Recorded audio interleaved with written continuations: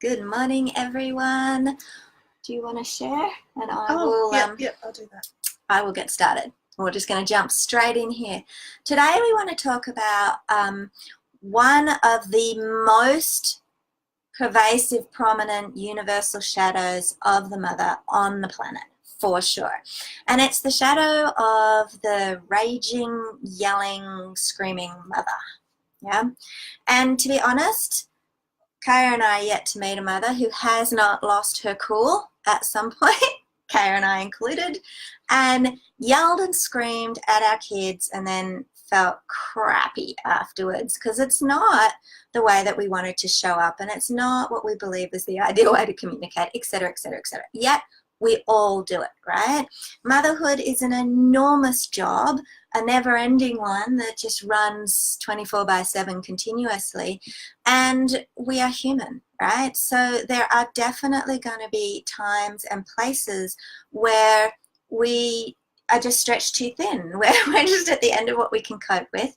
And in those situations, when you are stretched to your capacity, that is when your shadows, the stuff that is not okay, that you are holding and suppressing down, that is not cool to let out, comes out in a bit of an explosive, crazy way. And we habitually try to stop that happening and shift it on the surface, and we usually don't actually look at what's really going on, and that's what we want to share with you, and that's what we're doing in transforming the shadows of the mother.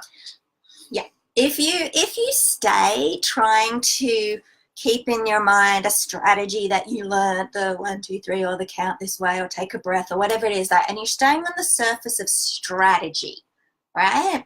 Then strategy might work some of the time, but we guarantee you it won't work all of the time. You're not actually dealing with what's really going on, and you're not creating sustainability or authenticity. You're just kind of whacking a Band-Aid over the top of it and hoping you can continue to suppress and hold down what's really going on underneath. And that will never, ever, ever be sustainable and long-term. That just doesn't work. The key to actually really totally showing up as the mother you most want to be, whatever that is for you, is always your inner work. Always, right? It's not the outer read a gazillion books, it's the inner work. So let's talk about what's going on with this particular universal shadow, right? In transforming the shadows of the mother, we're going to take you on a healing, transformative journey into 10 of the universal shadows that over the last decade, Kara and I have seen come up time and time and time again, right? We're going to address all of it, right? But today, we want to talk to you about the yelling, raging, screaming, out of control mother, because she's in all of us. They're all in all of us, but she's one that's pretty like up and out there, like all mothers. We're going to actually take you really, really briefly through understanding what is going on so that you can get to the root cause for you, right? And we want you today to have an insight on what is going on. And then we're going to tell you how to actually create the authentic, sustainable changes that you want to be making. And we're going to do this as fast as we possibly can so that we're not like taking up all your time today. But we're going to go through loosely a framework created to just explain the scenario to you, created by Debbie Ford, who's probably still is, the greatest shadow teacher ever. She's top, yeah. It was her life's work, right? So huge. So let's go through and just kind of briefly break it down for you really quickly, okay? Yeah. So all those parts of you that you feel shame around and that you make wrong began at some point in your life in a situation that was a wounding. Like it was something happened, and with the angry, rageful, out of control psycho mother, something would have happened, and it's probably happened many times again, but there's this time in your life, probably when you were quite young, and I'm not blaming your parents or anything, they did the best they could, but where something happened that did not feel good to you. It brought up shame, and either you were judged and shamed for being explosive or being out of control, or you were at the receiving end of that, and it was too much for your nervous system, too much for everything, and you made a decision that thing being that way is super, super wrong. It's totally not okay. It's so bad. Let's be concrete and not be too psycho on them today. But okay, so here's an example. So there's two major woundings here. Either you went through a period in your earlier life as a child sometime, perhaps where you had tantrums, where you raged, where you were out of control, couldn't control the bigness of what was going on in you and expressed it in these outbursts, right? That's really common for kids. And depending on how your parents handled their shadows around it all, that was not okay. That was like, you need to shut up, this is inappropriate, it's not okay, and grow up. It blah, ends blah, blah. up being you're a bad person. Yeah. When you do that. Okay. And you internalize. I'm a bad person, this is wrong, this is not okay in me. So there's one way. And the second way that we see come up really common for mothers is you were yelled and screamed at a lot by a parent who obviously had their own shadow stuff going on, right? And so you were yelled and screamed at a lot, and that really affected you, and you are extreme, and you made it totally not okay because you also felt scared, unsafe, shamed, not okay, and a bad person because you were being yelled at all the time, right? And so you, again, are very sensitive to yelling and screaming and made it totally not okay. I will never do this to my children, right? Because you know how it felt, how you felt inside, right? So either way, they're just two examples. There was a wounding. Yeah, and that in that you would have made an unconscious decision that there's something wrong with you, and there's especially something wrong with you if you ever do something like that. That part of you is wrong and not okay.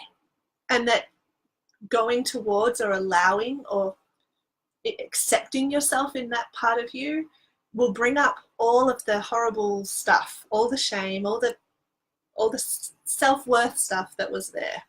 And so what you do is you do the great cover-up, is you create, you suppress it, you push it down. It should never, ever come to the surface, as little as possible. Got to go down, down, down.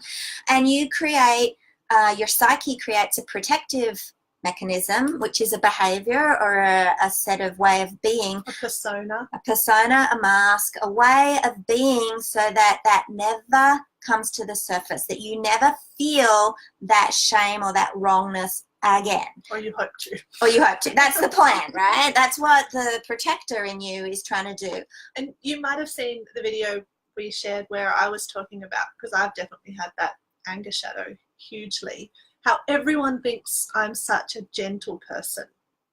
And that was like, yes, I also am genuinely, I'm all of the things. I'm also genuinely a gentle person.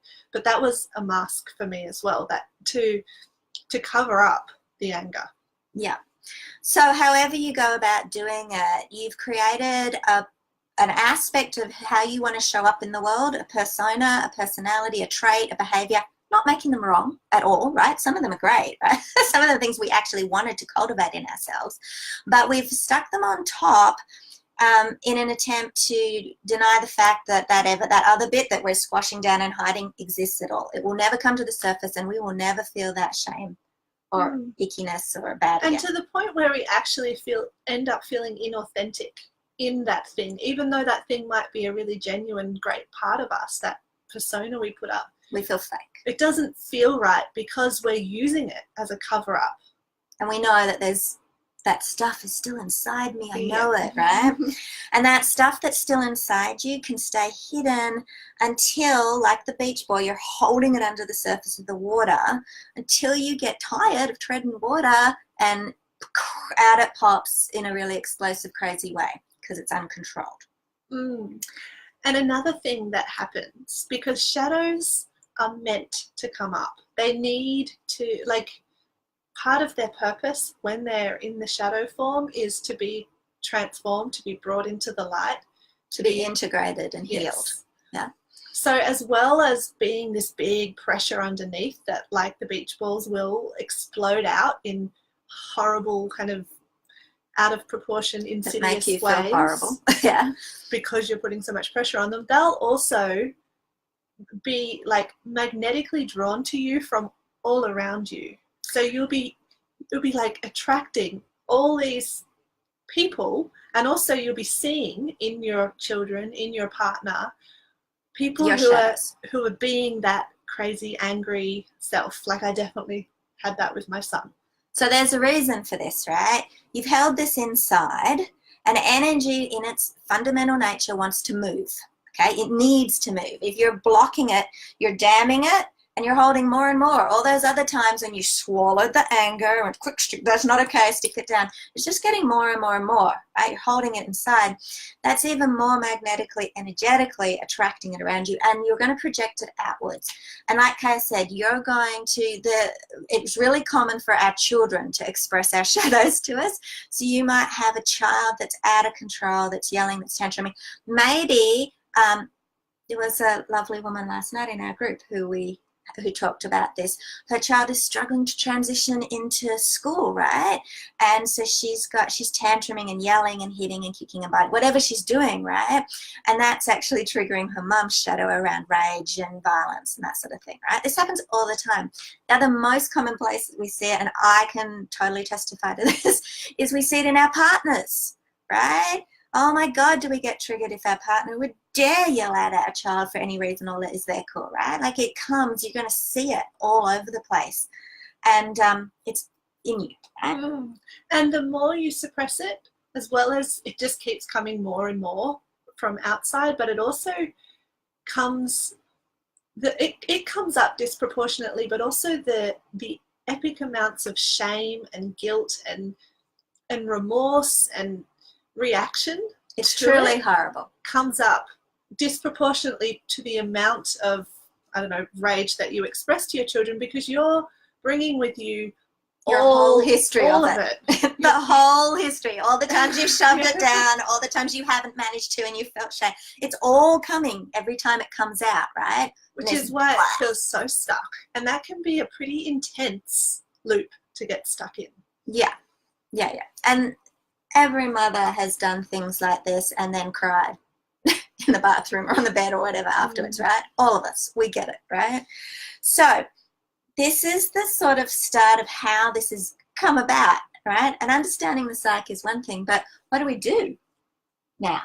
Well, that's why this work is so important, and why you need, instead of just trying to put all those band-aids on that Lisa mentioned, the work for you to do if you really want to change this. If you want this pattern, this habit to actually dissolve, and I do mean dissolve, like it does actually shift in you so much that it's not even like, we have women say that all the time, wow, that thing that I hated so much that I had to hide it doesn't even really come up anymore, right? You want the transformational shift, right? And it doesn't come up anymore. And also all the lesser versions of it that before you were beating yourself up about, you have such a different perspective on them that also, like, everything shifts. Your relationship with yourself shifts profoundly, as well as your relationship with your children. Yeah, your relationship with your children shifts exponentially when you heal a shadow, hands down, especially if it's a shadow that they're triggering, that you're seeing in them a lot, right? And your relationship with your partner changes hugely as well. Massively, okay? This work is profound in so many areas of your life, and it's the inner work, right? This is what we're saying. So the healing journey is what we do in shadows, transforming the shadows of the mother, and it starts in a week, and we're going to go through and actually do the process that creates the understanding, the connection, the transformation, the release, the reclaiming, the evolving of that part of you. That part of you is actually a really young part of you usually, and it needs to catch up with the fact that you're older now, right? If you shove it in the dark and put it in a closet and lock it, it can't grow and evolve, right? And it's also got the most amazing amounts of gifts that you need. You do actually need them, and our video is getting long, so we might talk about the gifts another time. But I can pretty much guarantee you that at least a couple of your shadows, every shadow holds gifts, but I guarantee you that at least a couple of your shadows in transforming the shadows of the mother will be, the gifts will be the key pieces that you are so frustrated and feel like you lack in your life at the moment. I guarantee it. When you transform the shadow, they will be the piece that liberate you in a whole new level of stuff that you've just been like feeling stuck and like, this is just me. Okay, the gift is in the shadow and you've locked it all away. Okay, so that was really brief because we're trying not to take up too much time. We actually on Wednesday have a free live training inside the Mothers Awakening Community Facebook group. So if you're not there, join, but hopefully most of you are there now. And in this one was talking about dark shadows, right? In the training on Wednesday, we're going to talk about the light shadows, which are just as powerful, just as juicy, and they're actually the things you wish to God you had, but feel you don't. Like, I wish I was more patient, I wish I was more playful, whatever. We're going to talk about what's really going on there and how you authentically and sustainably cultivate them in you, because that's part of the journey as well. It's all here. So come and join us Wednesday live in the group. And join us in Shadows of the Mother. And most importantly, join us. End of the week. Come and transform all of those shadows so that you can really, truly, authentically and sustainably show up as the mother that you most want to be. That's inside you. She's there. Just this is the work to get there. It is. Okay, so much love.